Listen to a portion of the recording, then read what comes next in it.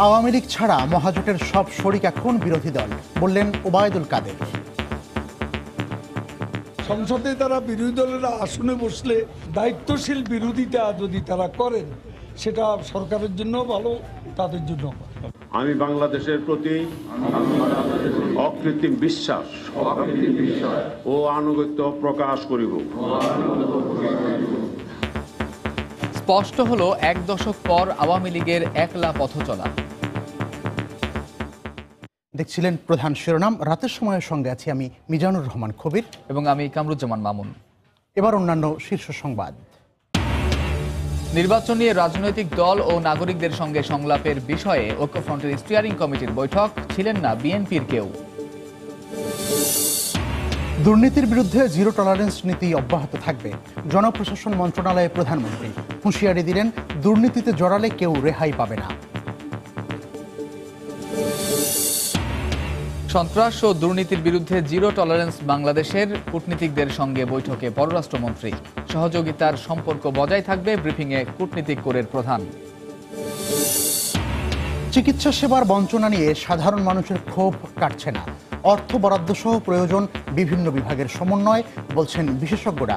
গুরুত্ব দেওয়া হচ্ছে অগ্রাধিকার প্রকল্পগুলোকে। এবং চলতি বছরেই শুরু হতে পারে মেট্রো রেল চলাচল, বলছে কর্তৃপক্ষ। দ্বিতীয় ধাপের কাজ নিয়ে শঙ্কা, ফার্মগেট থেকে মতিঝিল পর্যন্ত ট্রাফিক নিয়ন্ত্রণই হবে চ্যালেঞ্জ।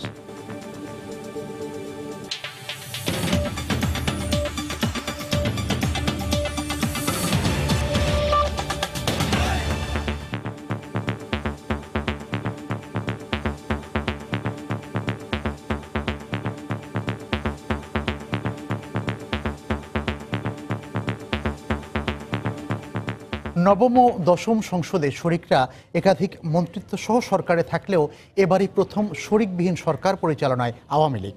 এ প্রসঙ্গে আওয়ামী লীগের সাধারণ সম্পাদক বলছেন, কার্যকর সংসদ গঠনের প্রক্রিয়ায় শরিকরা এখন বিরোধী দলে থাকবে। ফলে ১ দশক পর স্পষ্ট হলো আওয়ামী লীগের একলা পথ চলা। বিএনপি নেতৃত্বাধীন ২০ দলীয় জোটের বিপরীতে রাজনীতির মাঠে প্রগতিশীলতার প্রতিশ্রুতি নিয়ে আওয়ামী লীগের নেতৃত্বে গঠিত হয় নতুন ১৪ দলীয় জোট। ২০০৮ সালের পর থেকে যুদ্ধবদ্ধ রাজনীতির ধারায় নবম ও দশম সংসদে ছিল ১৪ দলের শরিকদের একাধিক প্রতিনিধিত্ব। আওয়ামী লীগ নেতৃত্বাধীন মন্ত্রিসভায়ও তার প্রতিফলন ঘটেছে। জোটের রাজনীতিতে একে আদর্শগত বলেই অভিহিত করে আসছে আওয়ামী লীগ। এ জোটে যেমন ভাঙনের ইতিহাস আছে, তেমনি আছে সম্প্রসারণের ইতিহাস। সে ধারাবাহিকতায় জোটের নতুন দল এসেছে, হয়েছে মহাজোট। ২০১৪ সালের বিএনপিবিহীন নির্বাচনে একই সঙ্গে সরকার ও বিরোধী দলে থেকে মহাজোটের অন্যতম শরিক জাতীয় পার্টিও ছিল আলোচনায়। শপথ করিতেছি যে একাদশ জাতীয় সংসদে আওয়ামী লীগ শরিকদের নিয়ে ৩০০ আসনেই প্রার্থী দেয়। নির্বাচনের আগে সরকারে থাকার কথা বললেও নির্বাচনের পরে বিরোধী দলেই ঠাঁই হয়েছে জাতীয় পার্টির। কিন্তু নৌকা মার্কা প্রতীক নিয়ে সংসদে যাওয়া ১৪ দলের নির্বাচিত শরিকরাও বিরোধী দলেই থাকবেন, বলছেন ক্ষমতাসীনরা। ১৪ দলের সাথে আমাদের যে সম্পর্ক, সেটা হলো রাজনৈতিক জোট।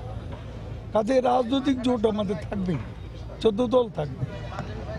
সংসদে তারা বিরোধী দলের আসনে বসলে এবং দায়িত্বশীল বিরোধিতা যদি তারা করেন, সেটা সরকারের জন্য ভালো, তাদের জন্য ভালো। সব মিলিয়ে গেল ১০ বছরের রাজনীতিতে এবারই প্রথম শরিকদের ছাড়া সরকার পরিচালনা করতে যাচ্ছে ক্ষমতাসীন আওয়ামী লীগ। বিশ্বস্ততা আজহার লিমন, সময় সংবাদ, ঢাকা। প্রধান বিরোধী দলে থেকে দেশের উন্নয়নে জাতীয় পার্টি যথাযথ ভূমিকা পালন করবে বলে জানিয়েছেন দলের মহাসচিব মশিউর রহমান রাঙ্গা। বিকেলে বরিশালে গণসংবর্ধনা অনুষ্ঠান শেষে সাংবাদিকদের একথা বলেন তিনি। বিরোধী দলের যে ভূমিকাটি থাকে সবসময় সংসদে, আমাদের ভূমিকা তার থেকে কমে কিছু হবে না, একই রকম হবে। এবং তার থেকে বরং আমরা যেহেতু বিগত সরকারে, অর্থাৎ গত সরকারে আমি স্থানীয় সরকারেই ছিলাম, স্থানীয় সরকার কিন্তু উন্নয়নের মূল চাবিকাঠি। সুতরাং এই উন্নয়নের বিষয়গুলো আমার অনেক নখদর্পণে আছে। রাজনৈতিক দলগুলো ও নাগরিকদের সঙ্গে সংলাপের বিষয়ে জাতীয় ঐক্যফ্রন্টের স্টিয়ারিং কমিটির বৈঠক অনুষ্ঠিত হয়েছে, তবে উপস্থিত ছিলেন না বিএনপির কোনো নেতা। সন্ধ্যায় রাজধানীর মতিঝিলে ডক্টর কামাল হোসেনের কার্যালয়ে বৈঠক শেষে সাংবাদিকদের সাথে কথা বলেন ঐক্যফ্রন্ট নেতারা। জোটের মধ্যে কোনো বিভেদ নেই জানিয়ে তারা বলেন, জোটের মধ্যে জামায়াতের থাকা বা না থাকা আলোচ্য বিষয় নয়, জনগণের ভোটাধিকার ফিরিয়ে দেওয়াটাই হচ্ছে মূল লক্ষ্য। এ সময় ২৮শে জানুয়ারি জাতীয় সংলাপের তারিখ পরিবর্তিত হয়ে ৬ ফেব্রুয়ারি হতে পারে বলে ইঙ্গিত দেয় ঐক্যফ্রন্ট। জোটের শীর্ষ নেতা বিএনপি মহাসচিব মির্জা ফখরুল ইসলাম আলমগীরের অনুপস্থিতির বিষয়ে জানতে চাইলে তিনি অসুস্থ বলে জানানো হয়।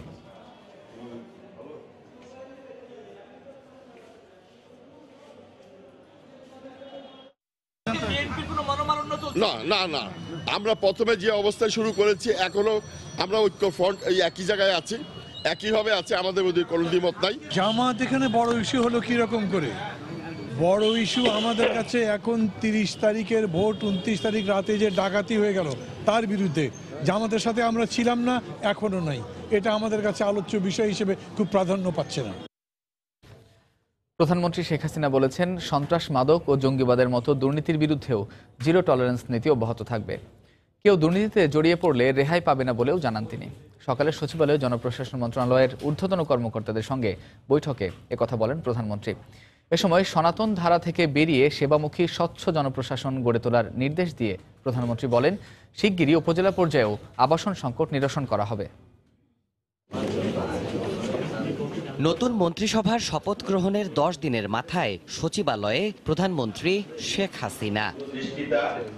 প্রশাসনিক কাঠামোর নিয়ন্ত্রক জনপ্রশাসন মন্ত্রণালয়ে বৃহস্পতিবার নতুন মেয়াদে প্রথম অফিস করলেন তিনি। প্রয়াত মন্ত্রী সৈয়দ আশরাফুল ইসলামের স্মৃতিবিজড়িত গুরুত্বপূর্ণ এই মন্ত্রণালয়টির মন্ত্রীর দায়িত্বে রয়েছেন সরকার প্রধান স্বয়ং। আর জনপ্রশাসন মন্ত্রণালয় সবথেকে অত্যন্ত গুরুত্বপূর্ণ। মন্ত্রণালয়ের ঊর্ধ্বতন কর্মকর্তাদের নিয়ে বৈঠকে সূচনা বক্তব্য রাখেন প্রধানমন্ত্রী। তিনি বলেন, সামগ্রিক অগ্রযাত্রা ধরে রাখতে সব সময় তৎপর থাকতে হবে জনপ্রশাসন মন্ত্রণালয়কে। প্রধানমন্ত্রী হওয়াটা বড় কথা না, দেশের জন্য কতটুকু কাজ করতে পারবো। কারণ ইতিমধ্যে বাংলাদেশের আর্থসামাজিক উন্নয়নের ক্ষেত্রে, অবকাঠামোগত উন্নয়নে আমরা কিন্তু অনেকগুলি প্রকল্প এবং কাজ হাতে নিয়েছি, যেটা বাংলাদেশকে ভবিষ্যতের দিকে এগিয়ে নিয়ে যাবে। আজকের বাংলাদেশ সারা বিশ্বে একটা সম্মানজনক অবস্থানে আমরা আসতে পেরেছি। এই এগিয়ে যাওয়াটা, এই যাত্রাটা, এটা কিন্তু আমাদের অব্যাহত রাখতে হবে। এটা অব্যাহত রাখার মূল একটা সরকার পরিচালনার মূল জায়গাটা কিন্তু আপনাদের এই জনপ্রশাসন মন্ত্রণালয়। সমৃদ্ধ দেশ গড়তে প্রশাসনিক সেবা দেওয়ার ক্ষেত্রে মানসিকতা পরিবর্তন, দুর্নীতি দূর করা সহ স্বচ্ছতা নিশ্চিতে তাগিদ দিলেন প্রধানমন্ত্রী। সাফ জানিয়ে দিলেন, দুর্নীতি করে কেউ পার পাবে না। সন্ত্রাস, জঙ্গিবাদ, মাদকের বিরুদ্ধে জিরো টলারেন্স যেমন আমরা ঘোষণা দিয়েছি, তেমনি দুর্নীতির বিরুদ্ধেও আমি জিরো টলারেন্স ঘোষণা দিয়েছি। যেহেতু আমি বেতন ভাতা সুযোগ সুবিধা এত বেশি বৃদ্ধি করে দিয়েছি, সেই ক্ষেত্রে আমি তো মনে করি যে এখন আর ওই দুর্নীতির প্রয়োজন না। যা প্রয়োজন সেটা তো আমরা মিটাচ্ছি, তাহলে দুর্নীতি কেন হবে? কেউ যদি এই ধরনের দুর্নীতিগ্রস্ত হয়, সঙ্গে সঙ্গে তার বিরুদ্ধে যথাযথ ব্যবস্থা নিতে হবে। গেল মেয়াদে প্রণীত সরকারি চাকরি আইন 2018 শিগগিরই বাস্তবায়ন শুরু হবে জানিয়ে প্রধানমন্ত্রী বলেন, আগামীতে উপজেলা পর্যায়েও নিরসন করা হবে সরকারি কর্মচারীদের আবাসন সংকট। জনপ্রশাসন মন্ত্রণালয় পরিদর্শনে এসে তিনি স্পষ্ট জানিয়ে দিলেন, ইশতেহার অনুযায়ী সমৃদ্ধির অগ্রযাত্রায় এগিয়ে নেবেন বাংলাদেশকে। আর এজন্য আমলাতান্ত্রিক জটিলতা কমিয়ে জবাবদিহিমূলক সেবামুখী প্রশাসন গড়ে তোলার তাগিদ দিলেন সরকার প্রধান। দেবাশিস রায়, সময় সংবাদ, সচিবালয়, ঢাকা। সন্ত্রাস ও দুর্নীতির বিরুদ্ধে সরকার জিরো টলারেন্স নীতি নিয়েছে বলে জানিয়েছেন পররাষ্ট্রমন্ত্রী এ.কে আব্দুল মোমেন। বিকেলে রাষ্ট্রীয় অতিথি ভবন পদ্মায় বিশ্বের বিভিন্ন দেশের কূটনীতিকদের ব্রিফিংয়ে তিনি একথা জানান। ব্রিফিংয়ে বিভিন্ন দেশের রাষ্ট্রদূত, হাই কমিশনার সহ জাতিসংঘ এবং অন্যান্য দাতা সংস্থার প্রতিনিধিরাও অংশ নেন। বাংলাদেশের পক্ষে পররাষ্ট্রমন্ত্রী ছাড়াও আর উপস্থিত ছিলেন পররাষ্ট্র প্রতিমন্ত্রী শাহরিয়ার আলম ও পররাষ্ট্র সচিব শহীদুল হক। পররাষ্ট্রমন্ত্রী তার বক্তব্যে অর্থনৈতিক কূটনীতির গুরুত্ব বিবেচনায় সরকারের আগামী দিনের কর্মপরিকল্পনা তুলে ধরেন। জাতীয় নির্বাচন এবং রোহিঙ্গা ইস্যু নিয়ে কোনো আলোচনা হয়নি বলে বৈঠক শেষে জানান কূটনীতিক কোরের ডিন ও ভ্যাটিকানের রাষ্ট্রদূত জর্জ কোচেলি। পরে পররাষ্ট্রমন্ত্রী কথা বলেন সাংবাদিকদের সঙ্গে।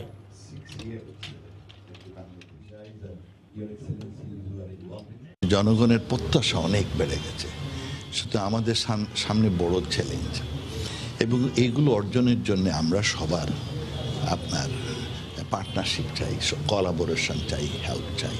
উন্নয়ন করতে গেলে কোনো সন্ত্রাসী তৎপরতা যাতে না থাকে, সেই জন্য জিরো টলারেন্স আপনার টু টেরোরিজম, এবং বাংলাদেশ অন্য কোনো রাষ্ট্র বাংলাদেশকে ব্যবহার করবে না কোনো ধরনের সন্ত্রাসী তৎপরতা। I would say it was a friendly talk.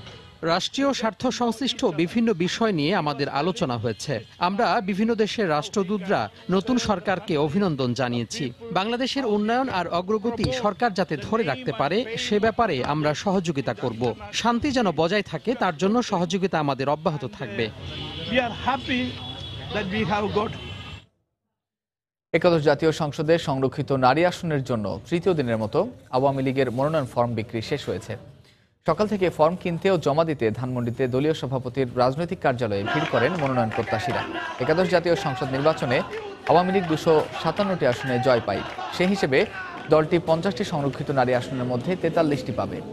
গেল 2 দিনে সংরক্ষিত নারী আসনের জন্য আওয়ামী লীগে 1050টি ফর্ম বিক্রি হয়েছে। আজ বিক্রি হয়েছে প্রায় 250 মনোনয়ন ফর্ম এবং জমা পড়েছে 5 শতাধিক। মনোনয়ন ফর্ম জমা এবং উত্তোলন আগামীকাল সন্ধ্যা 6টা পর্যন্ত চলবে।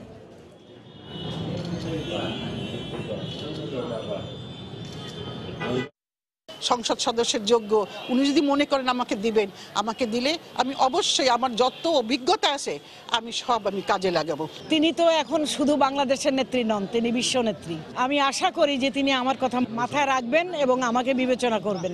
আমি যদি নমিনেশন পাই বা আমাকে যদি এই পদে দেওয়া হয়, আমি বৃহত্তর পরিসরে বিশেষ করে তরুণদেরকে নিয়ে কাজ করব। যখন দুঃসময় ছিল তখনও কাজ করেছি। যদি আমাকে এই আসনে, টাঙ্গাইলে সংরক্ষিত আসনে মনোনীত করেন, আমি ওনার পাশে থেকে কৃতজ্ঞতার সাথে কাজ করে যাব। শিশু ও মাতৃমৃত্যুর হার কমানো, গড় আয়ু বাড়া সহ স্বাস্থ্য খাতের বিভিন্ন সূচকে সাফল্য অর্জিত হলেও কাঙ্ক্ষিত স্বাস্থ্যসেবা না পাওয়ায় সাধারণ মানুষের মধ্যে ক্ষোভ রয়েই গেছে। বিশেষজ্ঞরা বলছেন এ খাতে জনবল সংকট দূর ও যথাযথ সমন্বয় করতে হবে অগ্রাধিকার ভিত্তিতে। স্বাস্থ্যমন্ত্রী ও প্রতিমন্ত্রী বলছেন নির্বাচনী ইশতেহার অনুযায়ী প্রান্তিক জনগোষ্ঠীর কাছে শহরের মতো স্বাস্থ্যসেবা পৌঁছে দেয়াই তাদের লক্ষ্য। রিপোর্ট সাজিদ রাজুর। সরকারি হাসপাতালে রোগীদের এমন দীর্ঘ লাইন পরিচিত দৃশ্য। প্রতিটি হাসপাতালেই এমন উপচে পড়া ভিড়ের তুলনায় নেই প্রয়োজনীয় চিকিৎসক। গ্রামে পরিস্থিতি আরও ভয়াবহ। শিশু হাসপাতাল, আমার মেয়েটা 3 দিন ধরে পেশাবও করে না, পায়খানাও করে না, কিন্তু আমি কোনো ডাক্তারের কাছে যাই মুখ পাইতেছি না, কোনো দাঁড়ানো পারতেছি না, আমার বাইর করে দেয়। 12টার পরে তাদের চেম্বার ক্লোজ হয়ে যায়। রোগী যদি ইমার্জেন্সিও থাকে তখন ডাক্তার পাওয়া যায় না। একটা টেস্ট দেওয়া হয়, সেটা কোন একটা ডায়াগনস্টিক সেন্টারের নামে নির্দিষ্ট করে দেওয়া হচ্ছে আপনি এখানে যান, এখানে গেলে টেস্টগুলো পাবেন। যদি সিকিউরিটি পর্যন্ত আমরা পয়সা দিয়ে ঢুকতে হয়, মানেটা কি? আমরা সিস্টারকে ডাক দিলে সে বলতেছে যে আপনি ওটা বন্ধ করেন গা, স্যালাইন বন্ধ করে দেন শিশু। বিশেষজ্ঞরা বলছেন চিকিৎসকদের পদায়ন ও পদোন্নতির জটিলতা দূর করে জনবল বৃদ্ধি এবং গ্রামে চিকিৎসকদের উপস্থিতি নিশ্চিত করাই হবে নতুন সরকারের প্রধান চ্যালেঞ্জ। দৃষ্টি দিতে হবে বেসরকারি স্বাস্থ্য খাতে সেবার মূল্যের লাগাম টানার দিকে। বাড়াতে হবে স্বাস্থ্য খাতের বরাদ্দ। যে জনবল আছে সেই জনবলগুলো কিন্তু সঠিকভাবে বিন্যস্ত না। রেফারেল সিস্টেম না থাকার জন্য কিন্তু আমাদের রাজধানীতে চাপ পড়ছে এবং যে রোগীগুলো যে সঠিক চিকিৎসা থেকে বঞ্চিত হচ্ছে। যথেষ্ট আইন তৈরি হয়নি। আমরা এখন পর্যন্ত হয়তো যে কত রেট হবে টেস্টগুলোর বা স্বাস্থ্যসেবার, সেই রেটগুলো পর্যন্ত এখন স্থির হয়নি। এখন আমাদের নতুন পার্লামেন্ট থেকে আমরা সেগুলো চাইব। মাননীয় প্রধানমন্ত্রী, স্বাস্থ্য মন্ত্রণালয়ে নতুন নিয়োগ পাওয়া মন্ত্রীরা বলছেন নির্বাচনী অঙ্গীকার অনুযায়ী অগ্রাধিকার প্রকল্পগুলো আগে বাস্তবায়ন করা হবে। কমিউনিটি ক্লিনিক থেকে বিনামূল্যে 30টির অধিক ওষুধ পাবে, নার্স থাকবে, স্বাস্থ্য সহকারী থাকবে, ইউনিয়ন হেলথ কমপ্লেক্স হেলথ সেন্টারে ডাক্তাররা থাকবে, প্রত্যেকেই তাদের স্ব দায়িত্ব পালন করবে। এটা নিশ্চিত করা, স্বাস্থ্য সেবা নিশ্চিত করাই আমাদের লক্ষ্য। আমাদের চ্যালেঞ্জগুলো অনেক, আমরা চ্যালেঞ্জে ভয় পাই না। জনগণের স্বাস্থ্য খাতেও বিরাট আশা আছে, আমাদের দায়িত্ব এই আশা পূরণ করা। আমরা চাই হাসপাতালের যে সিস্টেম, অ্যাডমিনিস্ট্রেশন আরো ভালো হোক, জনগণ ভালো সেবা পাক। মন্ত্রীরা বলছেন বিভিন্ন মেয়াদী কর্মসূচির মাধ্যমে এসডিজির লক্ষ্য অর্জনে এগিয়ে যাওয়াই হবে সরকারের মূল লক্ষ্য। সাজিদ রাজু, সময় সংবাদ, ঢাকা। নির্বাচনে পরাজয়ের ব্যর্থতা ঢাকতেই মায়াকান্নায় জনগণকে বিভ্রান্ত করছে বিএনপি, এমন মন্তব্য করেছেন আওয়ামী লীগের যুগ্ম সাধারণ সম্পাদক মাহবুবুল আলম হানিফ। সকালে রাজধানীর বঙ্গবন্ধু অ্যাভিনিউতে বাংলাদেশ কৃষক লীগের যৌথ সভায় দেওয়া বক্তব্যে তিনি আরও বলেন, 19 ফেব্রুয়ারি সোহরাওয়ার্দী উদ্যানের বিজয় সমাবেশে মানুষের ঢলে প্রমাণ করবে কতটা জনপ্রিয় আওয়ামী লীগ। সরকারের সমালোচনা নাম করে মিথ্যাচার করে অসত্য তথ্য দিয়ে জাতিকে বিভ্রান্ত করে মায়ের কান্না কাঁদেন, তখন তাদের জিজ্ঞেস করতে ইচ্ছা হয় কোন মুখে আপনারা জনগণের কাছে আসেন, কি দাবি নিয়ে, কি কথা নিয়ে আপনারা জনগণের কাছে যেতে চান। এদেশের জনগণ আপনাদের প্রতি কি ভরসায়, কোন আস্থায় আপনাদের প্রতি সমর্থন জানাবে। রাষ্ট্র ক্ষমতায় ছিলেন আপনারা, এদেশের জন্য, দেশের জনগণের জন্য একটি কল্যাণমূলক কাজ করেছেন এরকম নজির কি আপনারা দেখাতে পারবেন? টিআইবি রিপোর্টে একাদশ জাতীয় সংসদ নির্বাচনের অনিয়ম প্রকাশ পাওয়ায় সরকার তা মেনে নিতে পারছে না বলে মন্তব্য করেছেন বিএনপির সিনিয়র যুগ্ম মহাসচিব রুহুল কবির রিজভী। সকালে রাজধানীর নয়াপল্টনে সংবাদ সম্মেলনে তিনি কথা বলেন। বিএনপি চেয়ারপারসন বেগম খালেদা জিয়ার স্বাস্থ্যের অবনতি ঘটছে দাবি করে আবারও বিশ্বায়িত হাসপাতালে চিকিৎসা দেওয়ার আহ্বান জানান রুহুল কবির রিজভী। বেগম জিয়ার সুচিকিৎসা ও জীবন এখন গভীর সংকটের দিকে ঠেলে দেওয়া হচ্ছে। অবিলম্বে বিশেষায়িত হাসপাতালে তার সুচিকিৎসার ব্যবস্থা করতে হবে। টিআইবি রিপোর্টে সরকার ও নির্বাচন কমিশনের আঁতে ঘা লেগেছে। টিআইবি রিপোর্টে ভোট ডাকাতির মহা সত্য প্রকাশ হওয়াতে সরকারের মন্ত্রীরা ও নির্বাচন কমিশন মুখ লুকাতে পারছে না। সেজন্য আর্তচিৎকার করে সত্য লুকানোর চেষ্টা করলেও তাতে কোনো লাভ হচ্ছে না। ট্রাফিক শৃঙ্খলা অভিযান চললেও রাজধানীর সড়কে এখনো বিশৃঙ্খলা রয়েই গেছে। যেখানে সেখানে থামিয়ে যাত্রী নিচ্ছে গণপরিবহনগুলো, আর রাস্তা পারাপারে ফুটওভার ব্রিজ ও জেব্রা ক্রসিং ব্যবহার প্রায় হচ্ছেই না। সঠিক ব্যবস্থাপনা এবং ঠিকমতো প্রচার না হওয়াকেই দুষছেন সাধারণ মানুষ। ট্রাফিক বিভাগের পক্ষ থেকে জানানো হয়েছে, সড়কে শৃঙ্খলা আনতে নেওয়া হয়েছে সব রকমের উদ্যোগ। কিছুতেই কিছু হচ্ছে না, কোনোভাবেই শৃঙ্খলায় আনা যাচ্ছে না ঢাকা শহরের ট্রাফিক ব্যবস্থাকে। খোদ রাজধানীতে শুরু হওয়া 15 দিনব্যাপী ট্রাফিক শৃঙ্খলা পক্ষে বিশৃঙ্খল ঢাকার ট্রাফিক ব্যবস্থা। যত্রতত্র থামছে গাড়ি, উঠানো হচ্ছে যাত্রী, মানা হচ্ছে না কোনো নিয়ম। জেব্রা ক্রসিং পাশে রেখে রাস্তার মাঝখান দিয়ে জীবন বাজি রেখে পারাপার হচ্ছে রাস্তা। অন্যবারের থেকে এবার প্রচারণা কম থাকায় বিশৃঙ্খল সড়ক, দাবি সাধারণ মানুষের। যারা খবরের কাগজ পড়ে না বা টিভি দেখে না, তারা ট্রাফিক শৃঙ্খলা শব্দ কি জিনিস এটা তারা বুঝে না। যারা আমরা গ্রাম থেকে শহরে আসি এবং যারা আমরা শহরে থাকি, সবার কাছে জিনিসটা যেন এই আওয়াজটা পৌঁছানো যায়, এই ব্যাপারে আমাদের একটু খেয়াল রাখতে হবে। বিলবোর্ডে যেভাবে বিভিন্ন কোম্পানি অ্যাড দিচ্ছে, সেভাবে আমাদের ট্রাফিক রুলগুলো যদি আমরা দেখতে পাই, তাহলে হয়তো আমরা সাধারণ মানুষ একটু সচেতন হতে পারবো। অনেকে হয়তো জানে না, রাস্তায় সচরাচর অনেকে এখনো আসে নাই, তবে যখন চলবে, এটা কন্টিনিউ চলবে, তখন সবাই আসবে, জানবে, সবাই সচেতন হবে। তবে ট্রাফিক বিভাগের দাবি, চেষ্টায় কোনো ত্রুটি রাখছেন না তারা। আমরা এখন যাত্রীদের কাছে যাওয়ার চেষ্টা করছি, আমরা বাসে উঠে তাদেরকে মেসেজ দেওয়ার চেষ্টা করছি যে আপনারাও বাস চালকদেরকে বলবেন, হেল্পারদের বলবেন যে না, এভাবে যাত্রী ওঠানামা করা যাবে না, তাদেরকে এই মেসেজটা দেওয়ার চেষ্টা করবেন। তো আমরা এভাবে ক্রমাগত চেষ্টা করে যাচ্ছি। এটি যদি একটি চলমান প্রক্রিয়া, আমাদের প্রচেষ্টা অব্যাহত থাকবে। 15 জানুয়ারি থেকে শুরু হওয়া ট্রাফিক শৃঙ্খলা পক্ষ চলবে 31 জানুয়ারি পর্যন্ত। শাহরিয়ার জামান দ্বীপ, সময় সংবাদ, ঢাকা। মেট্রো রেল প্রকল্পের উত্তরা থেকে আগারগাঁও পর্যন্ত প্রথম ধাপের কাজের অগ্রগতি এখন দৃশ্যমান। কর্তৃপক্ষ বলছে, এই গতি ব্যাহত না হলে চলতি বছরেই শুরু হবে রেল চলাচল। তবে দ্বিতীয় ধাপের কাজের শুরুতেই শঙ্কা দেখছেন বিশেষজ্ঞরা। তারা বলছেন, ফার্মগেট থেকে মতিঝিল এলাকায় ট্রাফিক নিয়ন্ত্রণ করতে না পারলে প্রভাব পড়বে প্রকল্পে। সেক্ষেত্রে বিকল্প ব্যবস্থার কথা বলছেন প্রকল্পের ব্যবস্থাপনা পরিচালক। সাইফুল ইসলামের ক্যামেরায় রাশেদ লিমনের রিপোর্ট। যানজটে নাকাল নগরবাসীর কাছে এক স্বপ্নের নাম মেট্রো রেল, যে স্বপ্ন এখন ধরা দিচ্ছে বাস্তবের সীমারেখায়। মেট্রো রেল কর্তৃপক্ষ বলছে, প্যাকেজ 1-এর কাজ এরই মধ্যে শতভাগ সম্পন্ন হয়েছে। প্যাকেজ 2-এর কাজ শেষ হয়েছে 22.44%। প্যাকেজ 3-4-এর কাজ শেষ হয়েছে 30.73%। আর আগারগাঁও থেকে মতিঝিল পর্যন্ত কাজ রয়েছে প্যাকেজ 5 আর 6। কেবল শুরুর পথে এই অংশের কাজ সম্পন্ন হয়েছে 2.5%। এছাড়া প্যাকেজ 7-এর কাজ শেষ হয়েছে 5%, আর এখন পর্যন্ত প্যাকেজ 8-এর কাজ শেষ হয়েছে 13%। রাজধানীর উত্তরায় এরই মধ্যে 2টি পিলারের মধ্যে একে একে গার্ডার জোড়া দিয়ে এখন দৃশ্যমান মেট্রো রেলের লাইন। এই গার্ডারের দুপাশে বসবে 2টি রেল লাইন। উত্তরা থেকে আগারগাঁও পর্যন্ত এলাকায় একে একে মাথা তুলে দাঁড়াচ্ছে এক একটি পিলার। অন্যদিকে দিয়াবাড়িতে তৈরি আছে গার্ডার। সবকিছু ঠিক থাকলে ডিসেম্বরেই এই রুটে চলবে মেট্রো রেল। ভায়াডাকটা যে 1.5 কিলোমিটার শেষ হয়েছে, আসতে আসতে এটা হয়তো 60% বা 70% হয়ে যাবে। আমি সেই জায়গাতে কিন্তু রেল লাইন বসাতে থাকবো, যাতে ট্রেনটা আসার পর ট্রেনটা চালু করা যায়। অন্যদিকে দ্বিতীয় ধাপের কাজ গত ডিসেম্বর পর্যন্ত হয়েছে 2.4%।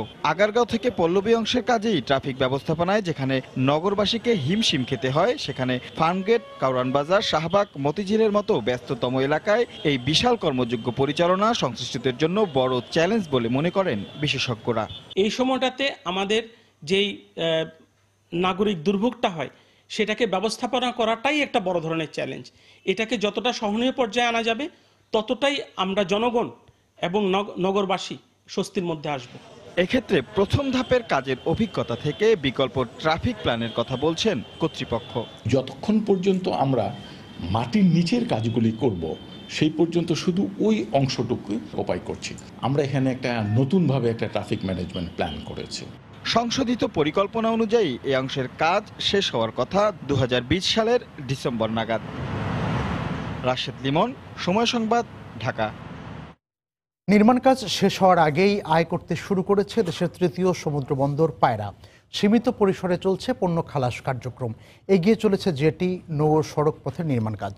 বন্দরের মধ্যে একমাত্র পায়রা সমুদ্র বন্দরটির সবকিছুর নির্মাণ কাজ মাস্টার প্ল্যান অনুযায়ী হচ্ছে বলে দাবি বন্দর কর্তৃপক্ষের। বিস্তারিত জানাচ্ছেন এম এ আজিম, আর ক্যামেরায় ছিলেন রিপন মালিক। 3 ধাপে নির্মাণাধীন পায়রা সমুদ্র বন্দরের প্রথম ধাপে স্বল্প মেয়াদের কাজ শেষ করেছে বন্দর কর্তৃপক্ষ। বন্দরের প্রধান ফটক, প্রশাসনিক ভবন, নিরাপত্তা ভবন সহ অস্থায়ী জেটি সংলগ্ন রামনাবাদ চ্যানেলের পাশে 48 একর জমির উপর এখন দৃশ্যমান বহু স্থাপনা। প্রথম ধাপে যে কাজগুলি আমাদের হয়েছে সেটা হলো অ্যাডমিনিস্ট্রেটিভ বিল্ডিং আছে, অফিসার্স ডরমিটরি আছে, স্টাফ ডরমিটরি আছে, ওয়্যারহাউস আছে, তারপর মসজিদ আছে। এখন চলছে বন্দরটির দ্বিতীয় ধাপে মধ্যমেয়াদী নির্মাণ কাজ, যার মধ্যে আছে বন্দর থেকে কুয়াকাটা বরিশাল মহাসড়ক পর্যন্ত 6 কিলোমিটারের 4 লেনের সংযোগ সড়ক, পণ্য খালাসের জন্য আন্ধারমানিক নদীতে একটি অত্যাধুনিক স্থায়ী জেটি নির্মাণ, রামনাবাদ চ্যানেলটিতে জাহাজ চলাচলের জন্য নাব্য তৈরির কাজ, এমনটাই জানালেন পায়রা বন্দর কর্তৃপক্ষের যুগ্ম সচিব। এখন আমরা দ্বিতীয় পর্যায়ের কার্যক্রম বাস্তবায়ন শুরু করেছি। এদিকে 7টি মন্ত্রণালয়ের সমন্বয়ে সম্পাদিত হবে বাকি কাজ, তাই প্রকল্পের মেয়াদ বাড়ানো বা অর্থ ব্যয় বাড়ানোর যে কথা বলা হচ্ছে তার কোনো ভিত্তি নেই বলেও জানান তিনি। নির্মাণ ব্যয় বিষয়ে যে ধরনের কথা বলা হচ্ছে এটা বাড়ানোর তো প্রশ্নই ওঠে না। এটা একটা নির্ধারিত মাস্টার প্ল্যানের মাধ্যমে এই বন্দরটি বাস্তবায়ন করা হচ্ছে। দ্বিতীয় ধাপে মধ্যমেয়াদী কাজের প্রকল্প ব্যয় ধরা হয়েছে 5,000 কোটি টাকা। সীমিত পরিসরে অস্থায়ী জেটির মাধ্যমে এখন পর্যন্ত 27টি জাহাজের পণ্য খালাস করে 69 কোটি টাকা আয় করেছে এ বন্দর। স্থায়ী জেটি নির্মাণ করে সড়কপথ, নৌপথ ও রেলপথে পণ্য খালাসের সুবিধা দিয়ে পূর্ণাঙ্গরূপে বন্দরের কার্যক্রম চালু করলে এটি হবে দেশের সবথেকে জনপ্রিয় বন্দর, এমনটাই মনে করছেন পায়রা বন্দর কর্তৃপক্ষ। এম এ আজিম, সময় সংবাদ, পটুয়াখালী। প্রধানমন্ত্রী ও তার পরিবারের সদস্যদের নামে ভুয়া ফেসবুক পেজ ও অ্যাকাউন্ট খুলে বিভিন্ন ধরনের অপরাধের অভিযোগে 5 জনকে গ্রেফতার করা হয়েছে। র্যাব জানায় ওই 5 ব্যক্তি শত শত ভুয়া অ্যাকাউন্ট খুলে বিভিন্ন প্রলোভন দেখিয়ে মানুষের কাছ থেকে টাকা হাতিয়ে নিত। আটককৃতদের মধ্যে 2 জন শিবির কর্মী বলে জানানো হয়েছে। নিরাপদ সড়কের আন্দোলন কিংবা শ্রমিক বিক্ষোভ যেটাই হোক না কেন, গত কবছর ধরেই ফেসবুকে আন্দোলন কেন্দ্রিক গুজব বেশ সক্রিয়। শত শত ভুয়া অ্যাকাউন্ট থেকে ছড়ানো গুজবে অনেক সময়ই আন্দোলন প্রবাহিত হয়েছে ভিন্ন খাতে, আবার ঘটেছে সহিংস ঘটনাও। কিন্তু এবার খোদ প্রধানমন্ত্রী ও তার পরিবারের সদস্যদের নামে ফেসবুকে ভুয়া অ্যাকাউন্ট ও পেজ খোলার অপরাধে আটক করা হলো 5 জনকে। আটককৃতরা ভুয়া অ্যাকাউন্ট থেকে প্রচার করত যে তারা প্রধানমন্ত্রী দপ্তর থেকেই নিয়োগপ্রাপ্ত। সংরক্ষিত নারী আসনে মনোনয়ন দেওয়ার নামে বিভিন্ন জনের কাছ থেকে টাকা হাতিয়ে নেওয়ার পায়তারা করছিল তারা। মাননীয় প্রধানমন্ত্রীর নামে যে 6টি ফেসবুক খুলেছে, সেখানে সাধারণত বিভিন্নভাবে কৌশল তারা নিয়ে থাকে। কেউ তারা চাকরি দেওয়ার প্রলোভন নিয়েছে। সংরক্ষিত নারী আসনে সাম্প্রতিক যে তফসিল ঘোষণা করা হয়েছে এবং মনোনয়নপত্র সংগ্রহ করেছে, তারা বিভিন্ন জায়গায় এরকম সম্ভাব্য যে সকল প্রার্থী আছে জেলা পর্যায়ে তাদেরকে তারা ফোন করে এবং তাদের কাছ থেকে বিভিন্ন রকমের প্রলোভন দিচ্ছে। শুধু তাই নয়, সময়ে সময়ে ওই 5 জনই আবার অন্য ভুয়া অ্যাকাউন্ট থেকে রাষ্ট্রবিরোধী প্রচার সহ শ্রমিক বিক্ষোভ, নিরাপদ সড়কের আন্দোলন, জাতীয় নির্বাচন এবং কোটা বিরোধী আন্দোলন সহ জাতীয় গুরুত্বপূর্ণ ইস্যুতে উস্কানি দিয়েছে। রাষ্ট্রের যে আইন আছে, যে আইন অনুযায়ী যাদেরকে যে সকল কাজ করলে অপরাধ হিসেবে গণ্য হবে, যে সকল অপরাধ যেই হোক না কেন তাকে আইনায়িত হবে। এখানে ব্যক্তি পরিচয়, পেশা আর যে সে কোন মতদর্শ এবং রাজনৈতিক বিষয় এখানে মুখ্য বিষয় নয়। বুধবার রাত থেকে বৃহস্পতিবার সকাল পর্যন্ত রাজধানী ও আশেপাশের এলাকা থেকে ওই 5 জনকে আটক করা হয়। আতিকুর রহমান তমাল, সময় সংবাদ, ঢাকা। পুলিশ চাইলেই সব পারে। শাহনাজ আক্তার পুতুলের চুরি যাওয়া স্কুটি উদ্ধারের পর বেশিরভাগ মানুষই এক বাক্যে এই মত দিয়েছেন সামাজিক যোগাযোগ মাধ্যমে। আইন ও অপরাধ বিশ্লেষকরাও বলছেন, পুলিশের দক্ষতা বাড়ানো, মানসিকতার পরিবর্তনে এমন ইতিবাচক তৎপরতা আরও বাড়বে। অপহরণের 24 ঘন্টার মধ্যে শিশু উদ্ধার অথবা চুরি যাওয়ার 14 ঘন্টার মধ্যে উবার রাইডারের স্কুটি উদ্ধারের মতো শিরোনামগুলো এখন সাধারণ মানুষকে অবাক করে দেয়। শাহনাজ আক্তার পুতুলের স্কুটি উদ্ধারে আইনশৃঙ্খলা রক্ষাকারী বাহিনী যেমন সুনাম কুড়িয়েছে, আলোচনায় উঠে এসেছে আরেকটি বিষয়, এই তৎপরতা কি পুলিশের নিয়মিত দায়িত্বের অংশ নয়? আমরা তো সবাই বাংলাদেশের নাগরিক এবং পুলিশ বাহিনী ওনারা যারা আছে সবাইকে সমান দৃষ্টিতেই দেখবেন। আমরা মনে করি যে পুলিশ চাইলেই পারে, কিন্তু তাদেরকে কাজটা করতে হবে, সবাইকে অনেস্ট থাকতে হবে। ইদানিং দেখতে পাচ্ছি যে তারা অনেক ভালো কাজের সাথে সংযুক্ত এবং সাধারণ মানুষের পাশে তারা সেবামূলক কাজ করছে। তাদের যে তৎপরতা এখন বৃদ্ধি পেয়েছে, তার যে পাবলিক সাপোর্টে কাজ করে এখন খুব বেশি পরিমাণে, সেটা তারই একটা উদাহরণ।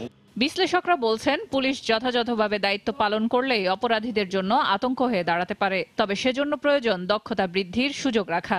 অনেক রকম হস্তক্ষেপ হয়, যার প্রেক্ষিতে দেখা যায় যে পুলিশের দক্ষতা তারা কাজে লাগাতে পারেন না। আবার কোনো কোনো ক্ষেত্রে পুলিশকে আপনি নন পুলিশ ফাংশন দিয়ে ব্যস্ত করে রাখা হয়, যেটা তার কাজ না, সেই কাজে তাকে এত বেশি ব্যস্ত করে রাখা হয়, যার প্রেক্ষিতে দেখা যায় যে সে তার দক্ষতা প্রকাশ করতে পারে না। রাজনৈতিক ব্যবহার সেটা বন্ধ হলে দেখা যাবে যে আপনি পুলিশ তার সক্ষমতাও দেখাতে পারছে, জনগণ সেবাও পাচ্ছে। এদিকে পুলিশের এই সাবেক মহাপরিদর্শক বলছেন, আইন শৃঙ্খলা বাহিনীর উপর মানুষের আস্থা বহাল রাখতে সংশ্লিষ্ট সকলকেই একযোগে কাজ করতে হবে। এছাড়া থানায় সেবা নিতে আসা সাধারণ মানুষের সমস্যাকে রোজকার কাজ মনে না করে গুরুত্ব দিয়ে প্রতিকারের ব্যবস্থা নেওয়ার মানসিকতাও থাকতে হবে। ভিকটিম যখন আসে তখন পুলিশ অফিসারের উচিত যে তাকে নিজের সেন্সিটাইজ হওয়া, আর সে যদি এটা গতানুগতিক করে নেয়, স্টেট টাইপের নেয়, ঠিক আছে অভিযোগ দিয়ে যান, আবার দেখি মামলা হোক, পরে দেখব, তাহলে আবার সেটা বিলম্বিত হয়ে যায়। কাজে একটা ঘটনা ঘটলে যার ভুক্তভোগী তার উচিত যত তাড়াতাড়ি পারে পুলিশকে জানানো, আর পুলিশ জানানোর সাথে সাথে যত তাড়াতাড়ি পারে সে রিয়েক্ট করা। তাৎক্ষণিকভাবে ব্যবস্থা না নিলে যে আসামি থাকে বা অপরাধী থাকে তার পালিয়ে যাওয়ার সম্ভাবনা থাকে। এছাড়া সমাজে অপরাধ প্রবণতা কমাতে পুলিশের সক্রিয় ভূমিকার পাশাপাশি অন্যান্য সংস্থারও সহায়তা প্রয়োজন বলে মনে করেন তারা। সেলিয়া সুলতানা, সময় সংবাদ, ঢাকা। একাদশ জাতীয় সংসদে নির্বাচিত সংসদ সদস্যদের শপথের বৈধতা চ্যালেঞ্জ করে দায়ের করা রিট উত্থাপিত হয়নি মর্মে খারিজ করেছেন হাইকোর্ট। বিচারপতি মইনুল ইসলাম চৌধুরীর নেতৃত্বাধীন 2 বিচারপতির হাইকোর্ট বেঞ্চ রিটটি খারিজ করে দেন। বেঞ্চের জ্যেষ্ঠ বিচারপতি মইনুল ইসলাম জানান, যে আইনি দৃষ্টিভঙ্গির আলোকে শপথের বৈধতা চ্যালেঞ্জ করা হয়েছে তা যথাযথ নয়। এ সময় রিটকারী আইনজীবী রিটটি প্রত্যাহারের আবেদন করলে তা মঞ্জুর করেন আদালত। মামলার নথি থেকে জানা যায়, সংবিধানের 123 এর 3 অনুচ্ছেদের আলোকে একাদশ জাতীয় সংসদ নির্বাচনে নির্বাচিত সংসদ সদস্যদের নেয়া শপথের বৈধতা চ্যালেঞ্জ করে জাতীয় সংসদের স্পিকার, প্রধান নির্বাচন কমিশনার ও মন্ত্রিপরিষদ সচিবকে আইনি নোটিশ দেওয়া হয়। পরবর্তীতে হাইকোর্টে দায়ের করা হয় রিট। শুনানি শেষে তা খারিজ করে দেন উচ্চ আদালত।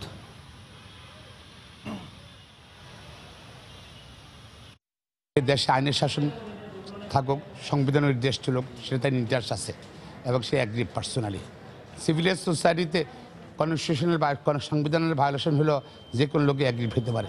মামলাটা এই ফর্মে না করে অন্যভাবে করলে হয়তো বিবেচনা করা যেতে পারত। যদি ভবিষ্যতে আবার কোনো রিট পিটিশন দায়ের করা হয়, তখন আমরা আমাদের আইনগত পদক্ষেপ যেভাবে নেওয়া সেভাবে নেব। দেশে পর্যাপ্ত চাল মজুদ থাকায় এই মুহূর্তে চাল আমদানির পরিকল্পনা নেই বলে জানিয়েছেন খাদ্যমন্ত্রী সাধন চন্দ্র মজুমদার। সকালে নওগাঁর মহাদেবপুরে খাদ্য গুদাম পরিদর্শন শেষে সাংবাদিকদের কথা বলেন তিনি। এ সময় মিলারদের কাছ থেকে চাল সংগ্রহে কোনো অনিয়ম সহ্য করা হবে না বলেও হুঁশিয়ারি দেন খাদ্যমন্ত্রী। খাদ্য শস্যের ব্যাপারে আমরা জিরো টলারেন্সে আছি, যে কোয়ালিটির সাথে কোনো কম্প্রোমাইজ নেই, কোনো প্রয়োজনীয়তা নেই, কারণ আমরা খাদ্য এখনও স্বয়ংসম্পূর্ণ নয়, সারপ্লাস আছি, আমদানির কোনো প্রয়োজন আছে বলে আমরা মনে করি না। ঢাকার 2 সিটি কর্পোরেশন ও নিরাপদ খাদ্য কর্তৃপক্ষের উদ্যোগে রাজধানীতে 5ম দিনের মতো অনুষ্ঠিত হয়েছে ভ্রাম্যমাণ আদালতের ভেজাল বিরোধী অভিযান। এতে নানা অভিযোগের প্রেক্ষিতে বেশ কয়েকটি হোটেলকে জরিমানা, কারাদণ্ড ও সিলগালা করে দেওয়া হয়। সামনের দিনগুলোতেও ভোক্তা ও নিরাপদ খাদ্যের স্বার্থে এমন অভিযান অব্যাহত থাকবে বলে জানান নেতৃত্ব দেয়া নির্বাহী ম্যাজিস্ট্রেটরা। সপ্তাহব্যাপী ভেজাল বিরোধী বিশেষ অভিযানের শেষ দিনে সকাল থেকে মাঠে নামে ঢাকার 2 সিটি কর্পোরেশন। ভ্রাম্যমাণ আদালতের নেতৃত্ব দেন 2 জন নির্বাহী ম্যাজিস্ট্রেট। রাজধানীর কাঁটাবন এলাকা থেকে শুরু হয় দক্ষিণ সিটি কর্পোরেশনের অভিযান। এ সময় কাঁটাবন ও এলিফ্যান্ট রোডের বেশ কয়েকটি হোটেল ও রেস্তোরাঁ পরিদর্শন করা হয়। পরে ট্রেড লাইসেন্স না থাকা, ফুটপাত দখল ও অস্বাস্থ্যকর পরিবেশে খাবার রাখা সহ নানা অভিযোগে অষ্টব্যঞ্জন হোটেলকে 25,000, হাজি নান্নাকে 10,000 ও পপুলার হোটেলকে 1 লাখ টাকা জরিমানা করা হয়। এছাড়াও 3 জনকে বিভিন্ন মেয়াদে কারাদণ্ড দেওয়া হয়। আমরা আমাদের অভিযান অব্যাহত রাখবো।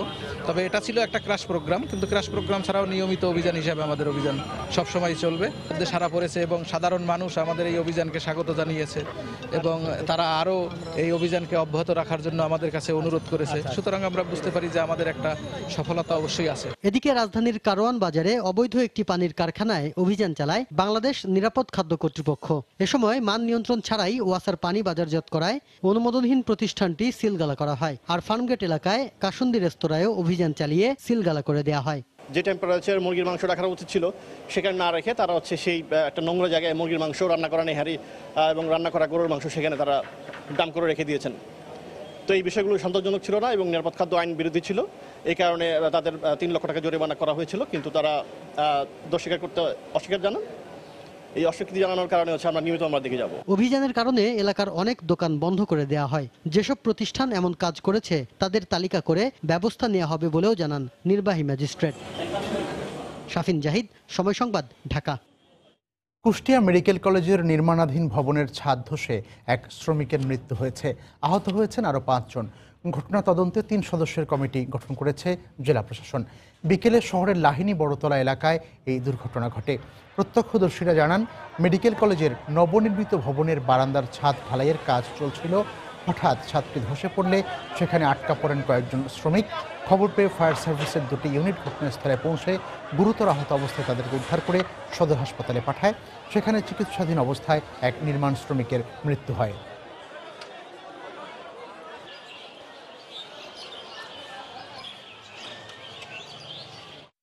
ঠিকাদারি প্রতিষ্ঠানের আমরা বলবো যে গাফিলতির কারণেই এই ছাদটি ভেঙে পড়েছে।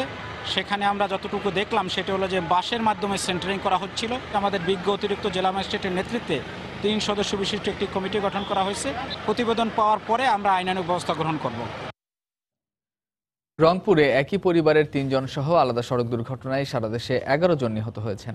আহত হয়েছেন অন্তত 18 জন।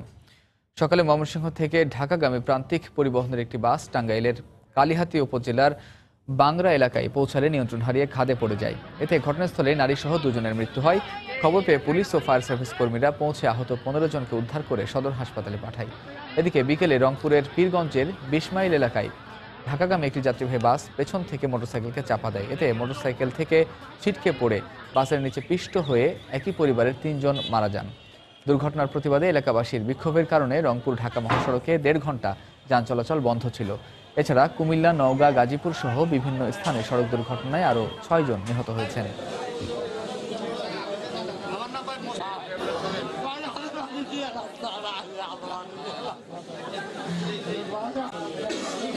এ পর্যায়ে শীর্ষ সংবাদ জানিয়ে দিচ্ছি আরেকবার। আওয়ামী লীগ ছাড়া মহাজোটের সব শরিক এখন বিরোধী দল, বললেন ওবায়দুল কাদের। স্পষ্ট হলো 1 দশক পর আওয়ামী লীগের একলা পথে চলা। নির্বাচন নিয়ে রাজনৈতিক দল ও নাগরিকদের সঙ্গে সংলাপের বিষয়ে ঐক্যফ্রন্টের স্টিয়ারিং কমিটির বৈঠক, ছিলেন না বিএনপির কেউ।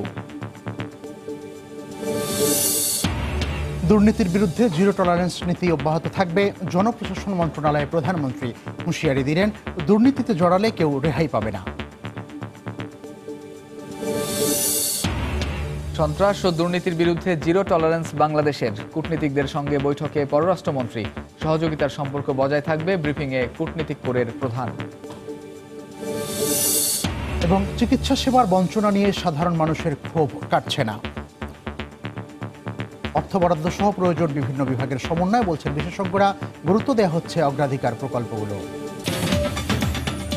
এই ছিল রাতের সময়। আপনার মোবাইলের সময় সংবাদ দেখতেও যে কোনো খবর পেতে ডাউনলোড করুন সময় অ্যাপ। সঙ্গে থাকুন সময়ের।